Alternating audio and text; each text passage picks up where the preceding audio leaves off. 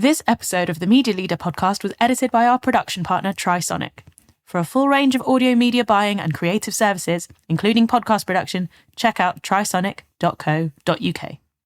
The CMOs have to speak that language of the CFOs. You have to actually have a very robust commercial understanding of the impact of your marketing investments and what is that doing by channel, and actually how is that providing growth and not just vanity metrics in terms of campaigns and clicks and views, etc.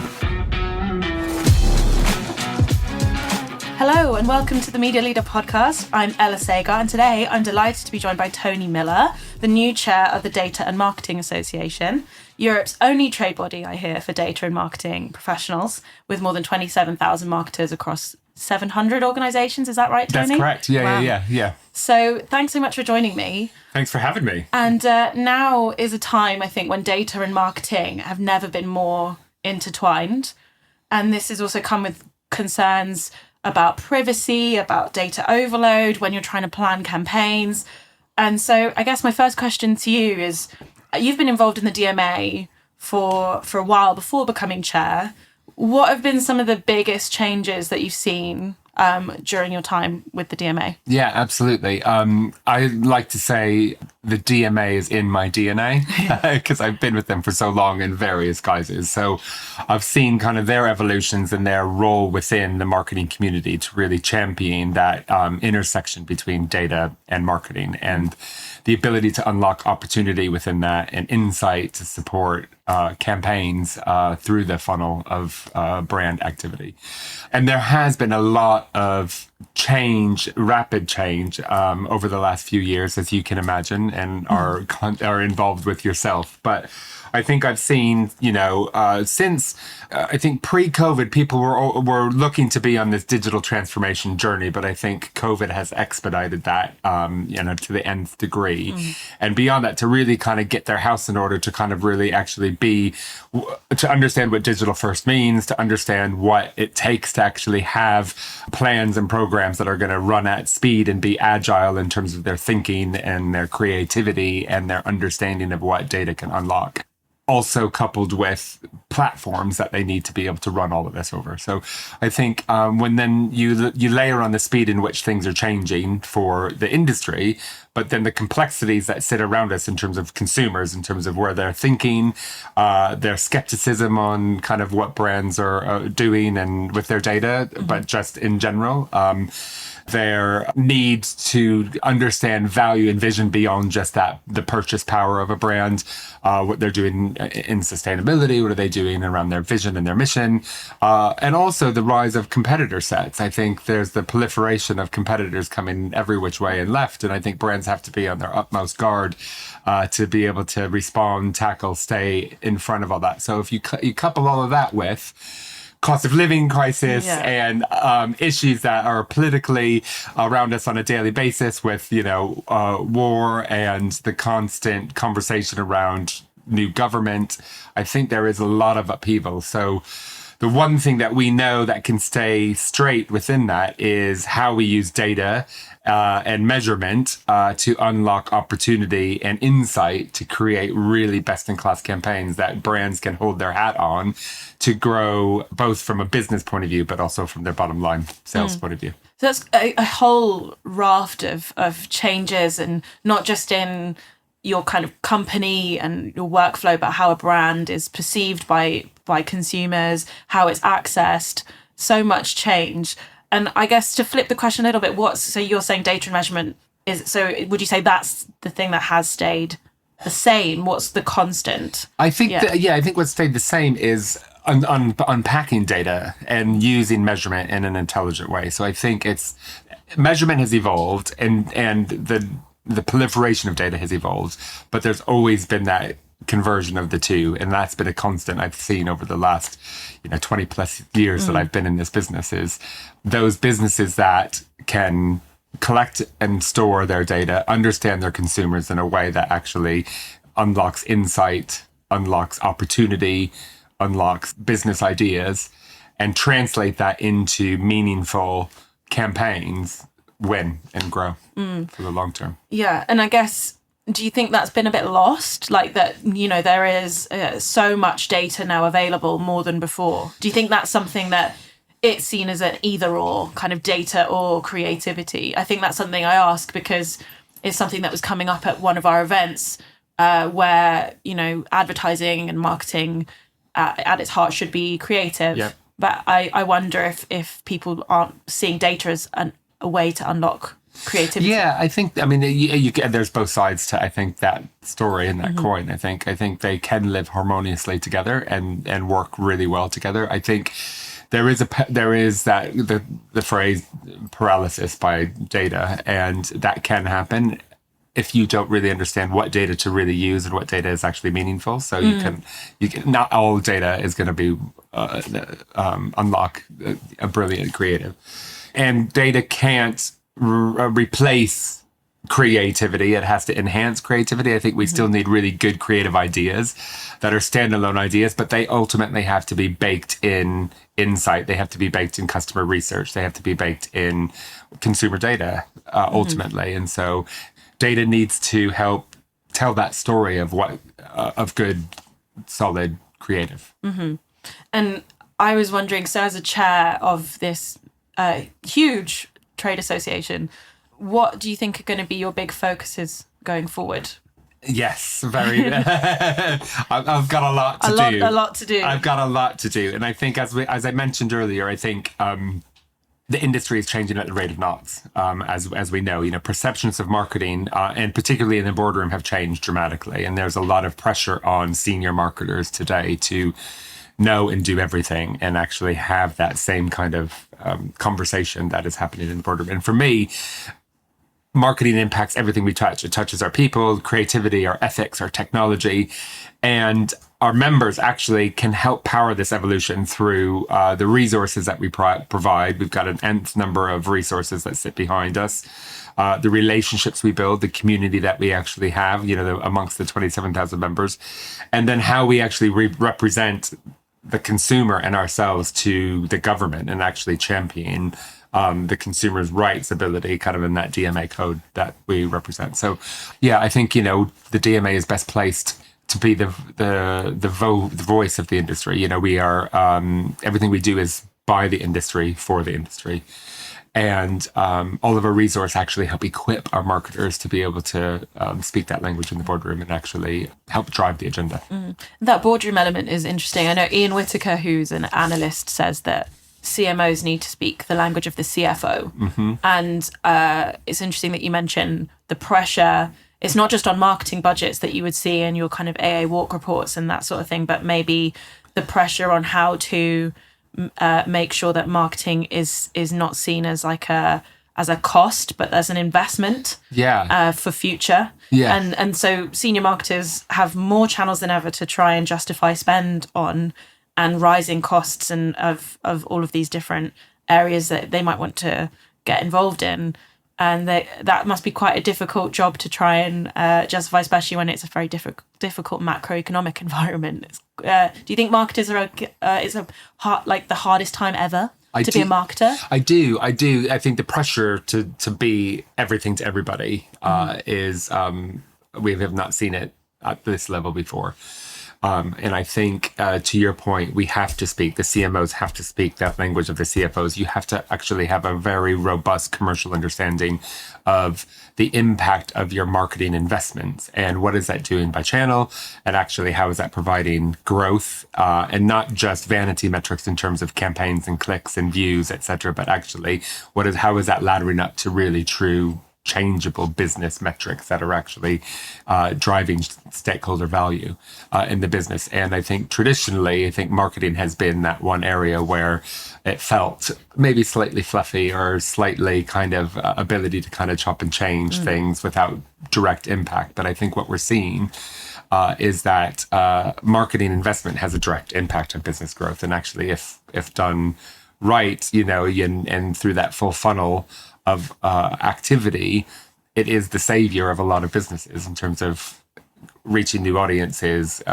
growing market share, driving short-term revenue, but also long-term gain. There is that whole conversation around brand and performance. And it seems like an either or choice, but a lot of times these sorts of things, performance can also, mediums also help drive brand and vice versa, right? So the kind of Absolutely. the funnel, that's one of the changes that we're seeing, is the funnel sort of collapsing, as it were. The funnels is coming together, and it's like so important to have investment across and strong investment across all elements of that funnel. I think, and so to your point, it is, I think, evolving in how we utilize it. I think, especially coming out of COVID, I think short-termism and short-term focus has been the main play, because it's been hard, I think, for all businesses. I think, consumers aren't spending as they used to be. People are actually, looking at elsewhere or holding their purse strings really tightly. The skepticism comes in, the competitor set comes in, all of these things at play makes brands and marketers focus on that month-end results or Q1 results. And so everything is really kind of like hunkered down, look at the bottom line and what is happening today and tomorrow. And people are forgetting about long-term investment and actually where is the brand going. And actually, if you tip the balance too much on performance, that will erode all the work you're doing on long-term brand engagement and investment in consideration. So as marketers and as CMOs and leaders, we have to be able to address that and actually understand the push and the pull of all of that, and be able to speak confidently, proved by data and results in the boardroom, to be able to convince our boards and our executive leadership that a true balance is the right way to go. And that this is not the time to cut back on the marketing budget. I suppose it is, the CMO, the marketing, I think was sometimes seen as softer. It's like you don't necessarily need say if you're in finance, there isn't really a qualification necessary. So do you think that kind of feeds into that, like, it's almost an inferiority complex? I think so. It does kind of feed into that a little bit, I think, because I think traditionally marketers haven't had a real strong seat at the table, or their seat at the table hasn't been as equally measured against the CFO or operations or sales, etc. So I think, the voice of the marketer is growing of importance and is growing in stature, I think, as we kind of move into this whole commercial world and the blend of the two. So I think it has had a bad rap and reputation. I feel like and I know a lot of marketers that actually have been born through kind of the two conversion together. And I think now's a great time to have those skill sets, because you have a better ability to help turn those dials and have a serious conversation with the board. I also, as we've been talking about, and as I mentioned in the introduction, it is a turbulent time to be involved in advertising and marketing, with lots and lots of changes, particularly with data and digitization. And one of the biggest pieces of news recently around this, which I'd love your insight about, is Google delaying cookie deprecation again. Was this a surprise for you? It's its third delay. I was just wondering, how surprising was this for you? Not very. I think surprise. No, it wasn't that surprising. But actually, what it does do is demonstrate how hard it is to find a real credible audience ID solution in this post third party cookie world. I think it's hard to unravel and unpick all of that. And so, no, it wasn't surprising. And I wouldn't be even more surprised if, we come early next year and it gets delayed again. Oh, okay. Yeah, because I guess there's regulation involved. There's also, the privacy sandbox, and they're trying to develop that. So there's developers, there's regulators, lots going on there. Lots going on there. And that's a hard thing to unpick and unravel, to kind of really build something in that post third party cookie world. And I feel like I sit in the majority when people are like not surprised about it. And I think there is probably two camps of audiences, where one, there's probably a slight relief, because I think there's a lot of brands and marketers that still need to get their house in order, resolve issues around testing, and ensure that they're in a really good place when cookies do deprecate. So I think there was a bit of a breathe a sigh of relief. I have a little bit more time to kind of focus on this. Yeah. Where the second camp is people that actually are in a really good place, that, if they've got, big brands, big pots of first party data, they're ready. They're kind of like, let's just get on with it.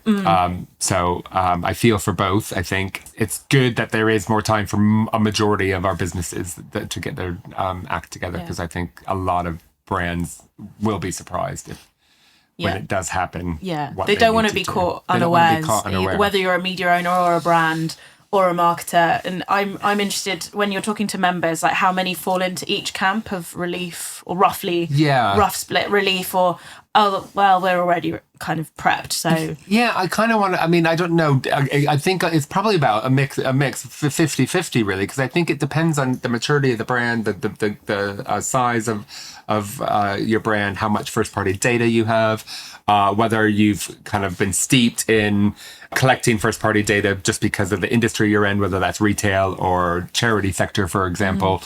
They're probably well placed because they will have a lot of first party data just as a result of the businesses that they drive.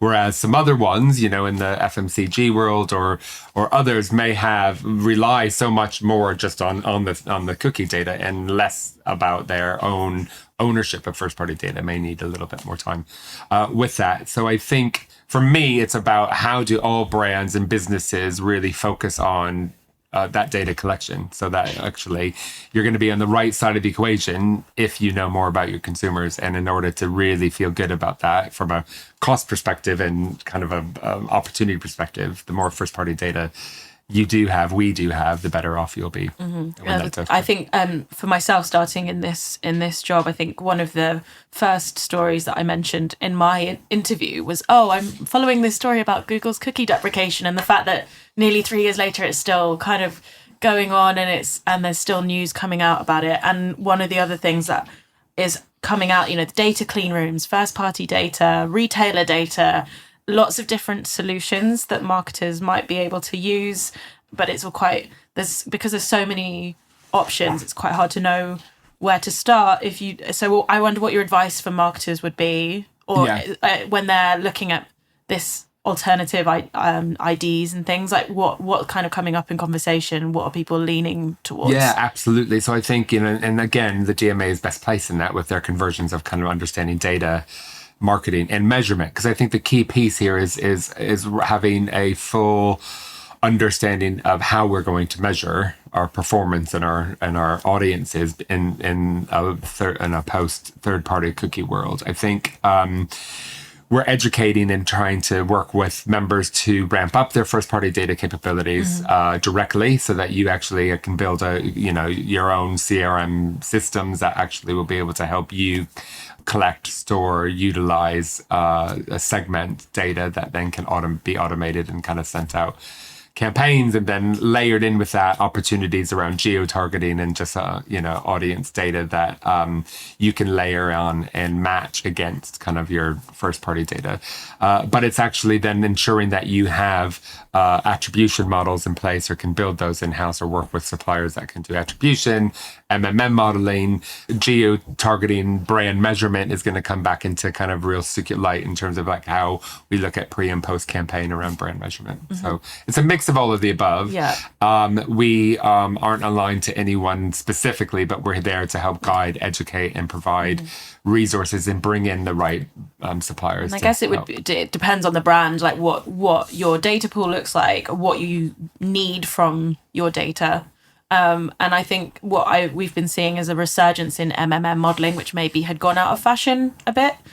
So that is interesting how these things come back. Yeah, absolutely. And I've seen firsthand, just through my own experience, the importance of actually having modeling with MTA modeling and all the other levers that you can push, because it's about that full funnel of channel optimization. I think, we need to have a mix of the best performing channels for all brands, and the insight that an model can bring strategically to your planning, coupled with actually what's happening in real time, weekly, monthly, to be able to push those levers, is a really good combination. And just to go back to what you were saying about a group having a bit of a sigh of relief, I wonder if, so I know the Competition and Markets Authority, they will now have more time to review the Privacy Sandbox. I don't know if you speak as an association with the CMA or with the government about kind of what marketers will be needing from the Privacy Sandbox, or what the considerations are, or if you've been having conversations. We've been having conversations not directly with the CMA, but with government lobbying bodies in general. So we're really focused on our DMA code, which is really ensuring that consumers are kind of on that right side of brands of protection. And so we've been working hard with the government on the DPDI new bill that's in Congress right now that they're debating around giving a little bit of a relief on how you collect and use and get consent from your consumers through the UK lens. So it's a little bit less strict than the GDPR current regulations. I suppose because that was, I'm assuming, linked to Brexit and trying to come up with a UK specific alternative for GDPR that would still prioritise consumer privacy. Is that right? That's right. Yeah, exactly. As you said, so focused on the UK requirements and needs in a post-Brexit world, but really putting the consumer at the heart of that and allowing a little bit more for implied consent in that sense. I'm going to pivot the situation slightly because I know that a significant part of your career was at Disney. And so you were in roles in digital marketing and CRM, growth, performance marketing. So you spent 5 years with Disney, if I'm not mistaken. I did, yeah, 5 really good years. Yeah. So I'm just curious what your thoughts on Disney. There's been a lot of changes since you left. You know, Bob Iger coming out as CEO and coming back, Disney Plus launching, and then introducing an ad tier. Activist, invest. Lots happening. Lots and lots. The landscape, as we've said at the beginning, is constantly changing and evolving, and it impacts every brand, no matter how big or small you are. I think for me personally, Disney will always have a special place in my heart. I think, 5 years there, I was able to work on some great stuff. Being able to work for the biggest media and entertainment company in the world was incredible. And I did some amazing work while I was there and met the most wonderful people that have truly become really good friends of mine off the back of it. So I've been very immersed in watching it from the sidelines as they continue to change and focus their priorities. I think Bob Iger leaving and coming back wasn't a total surprise. I think whilst I was there, he extended his tenure to stay for 3 or 4 times before he actually left. And then when he left, he went to sit on the board. Still had an active, I think, involvement there behind the scenes. So coming back wasn't a total surprise. But I think what that tells me, more than Disney itself, the importance that for any leader at any company at any level needs to have a clear succession plan in place. And the importance on a leader's, one of their many priorities, as we've talked about, is actually building for the future. And actually, do you have the right people in your camp that actually can help take over and continue your mission and vision, but go beyond what you've set up and continue to grow for the health of the business. So for me, it was more about actually an important reminder that as a leader, we need to have a really strong successor and succession plan in place in order to thrive. And I know there's been a lot of, at risk of quoting the series Succession, but you do need to have a clear plan. I think that shows that very well. But also, with Paramount, for example, and Bob Bakish leaving this week, and he is now being replaced with the office of the CEO. So 3 different execs who kind of fulfill that role, which was interesting. But again, it's the streaming market, so competitive, and entertainment content even more kind of cutthroat than it used to be. A very long time ago, interesting stat as the subscription market started to increase was around Netflix, and their spend on content, I think 80% of it was spent on new content. But when you looked at actually what 90% of the people were looking for back catalog content. So, but you need the two to survive. You need to entice people with new content, but then have a raft of really solid content that people know and trust and believe in. And I think that's just proliferated across all of the platforms that we see now.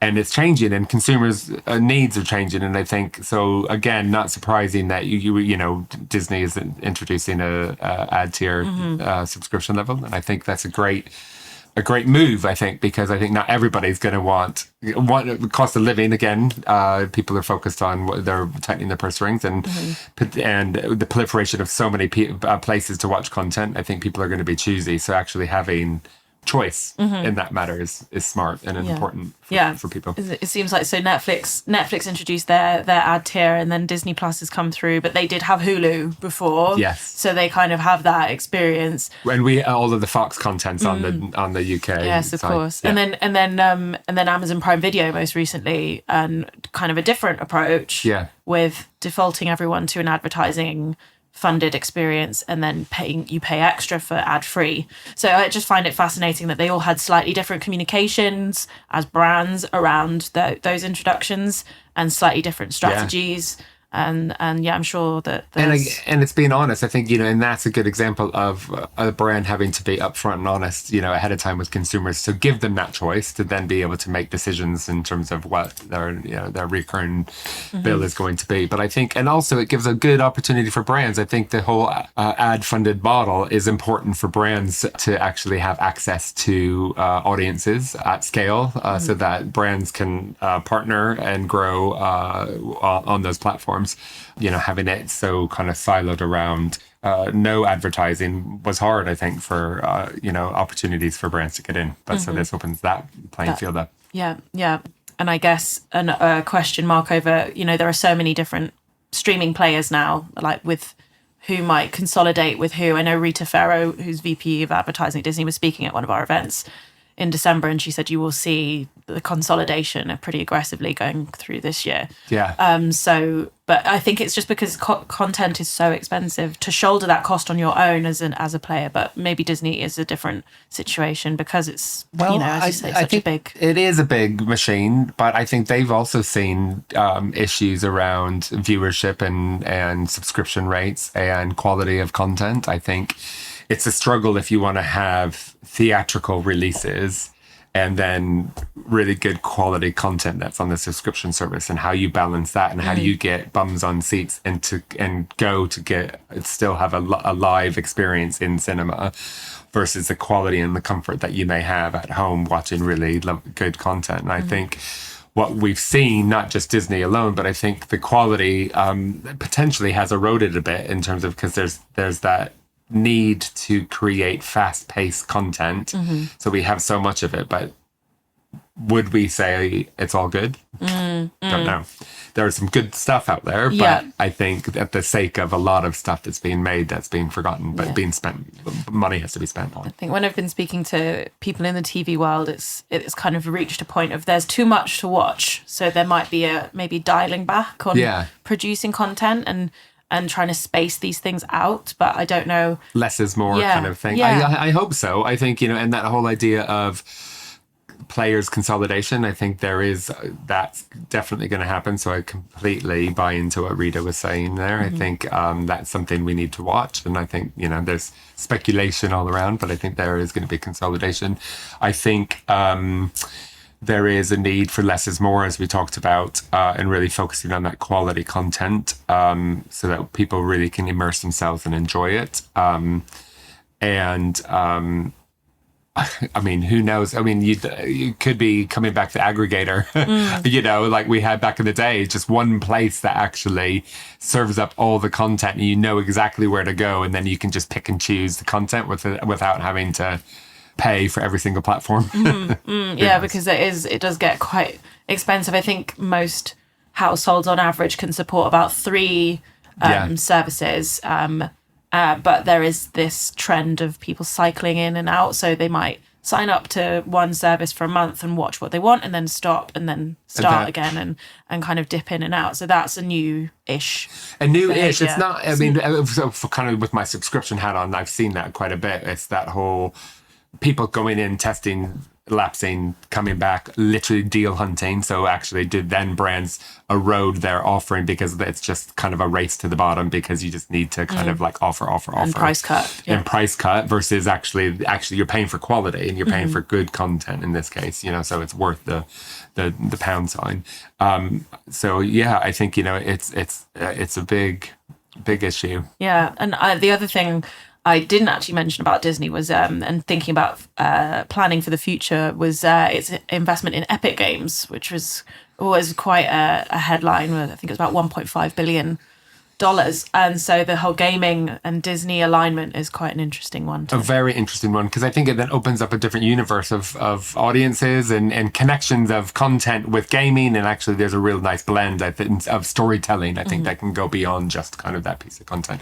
And it reminds me, you were saying, I think this is, again, an earlier set, and it's gone down to just 3. I think when we were really initially researching, because when I was at Disney, it was pre-Disney Plus, and we were looking at all of the subscription opportunities and where audiences were, and they were at that time thinking people had 5, could handle up to 5 subscription, the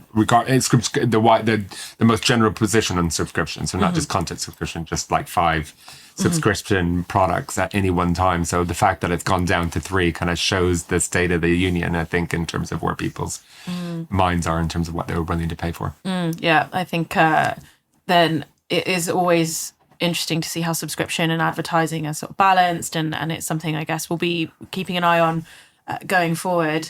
I'm going to start to wrap things up now, but our last question on the podcast, the last question on the podcast is always the same.